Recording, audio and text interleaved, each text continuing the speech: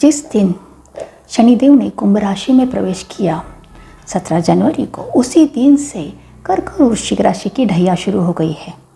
अब इस ढैया का प्रभाव कर्क और वृश्चिक राशि पर किस तरह से पड़ेगा, कौन सी समस्या उनको आ सकती है और उसके लिए उन्हें क्या करना होगा, आज इसी विषय पर चर्चा करेंगे। नमस्कार दोस्तों, वेलकम टू माय ऐसा चैनल। मैं हूँ आपकी स्पिरिचुअल दोस्त सुजाता।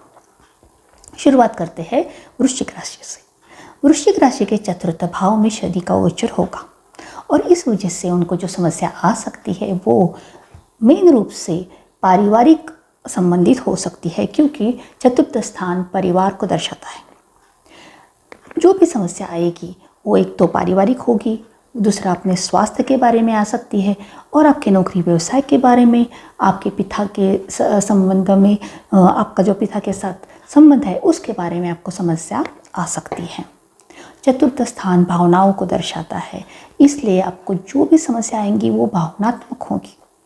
आप जिसके साथ भावनात्मक जुड़े हुए हो, जिस व्यक्ति के साथ, जिस चीज़ के साथ, उसी संबंधित आपको कोई समस्या आ सकती है। आपको जो भी चैलेंजेस आएंगे वो इमोशनल चैलेंजेस होगी, इस बात को याद रखिए।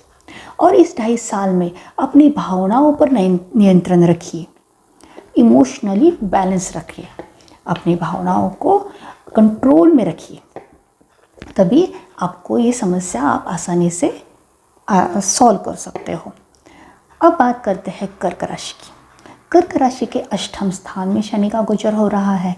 इस वजह से उनको जो समस्या आ सकती है वो एक तो नौकरी व्यवसाय के बारे में, उनके धन के बारे में, उनके कुटुंब के बारे में, उनके संतान के बारे में समस्या आ सकती है।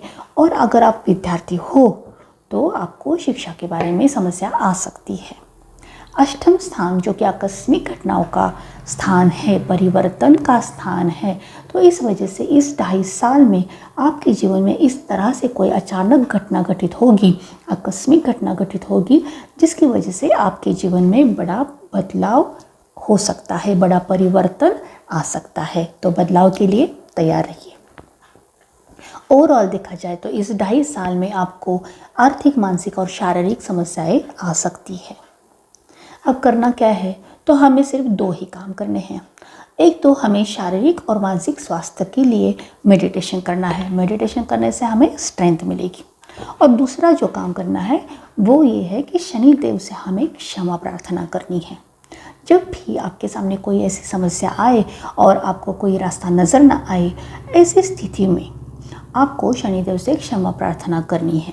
कोई लंबी चौड़ी प्रार्थना नहीं, सिर्फ एक ही वाक्य को हमें बार बार दोहराना है और वो ये है कि हे शनिदेव, मुझसे गलती हो गई, मुझे माफ़ कीजिए। हे शनिदेव, मुझसे गलती हो गई, मुझे माफ़ कीजिए। हे शनिदेव, मुझसे गलती हो गई, मुझे माफ़ कीजिए। इस तरह से एक ही वाक्य को एक मंत्रा की तरह हमें चांट करना है। उससे क्या होगा, हमने हमारी गलती को मान लिया है और हम क्षमा मांग रहे हैं, ऐसा भाव प्रकट होगा और उस वजह से शनिदेव आप पर प्रसन्न होंगे और आपका जो समस्या है उसका आपको समाधान मिल जाएगा। अब कितनी बार बोलना है, कब बोलना है, ऐसे सवालों में मत उलझिए। जब भी आपको लगे कि आपको बहुत टेंशन आ रही है, वो समस्या आपको सुलझ नहीं रही है, तो ऐसी स्थिति में इस वाक्य को दोहराना शुरू कीजिए। जब तक आपका मन कहे उतनी देर तक इस वाक्य को एक मंत्र की तरह चांट कीजिए। ये वाक्य दिखने में साधारण है लेकिन बहुत ही पावरफुल है। इससे चमत्कारिक रूप से आपके जीवन में शनिदेव की कृपा होगी। तो अगर आप इस तरह से इस मंत्र को चैंटिंग करते हो तो शनिदेव आप पर प्रसन्न होंगे और आपकी समस्या को सफलता में परिवर्तित कर लेंगे। आज के लिए इतना ही। अगर आप कोई गाइडेंस चाहते हो या ढैया के लिए रेमेडीज चाहते हो तो आप हमें कांटेक्ट कर सकते हो, कांटेक्ट डिटेल्स दी हुई है। और अगर अभी तक आपने हमारे चैनल को सब्सक्राइब नहीं किया तो अभी के अभी कीजिए, लाइक कीजिए, कमेंट्स कीजिए और शेयर कीजिए। Thank you so much, love you all, bye bye.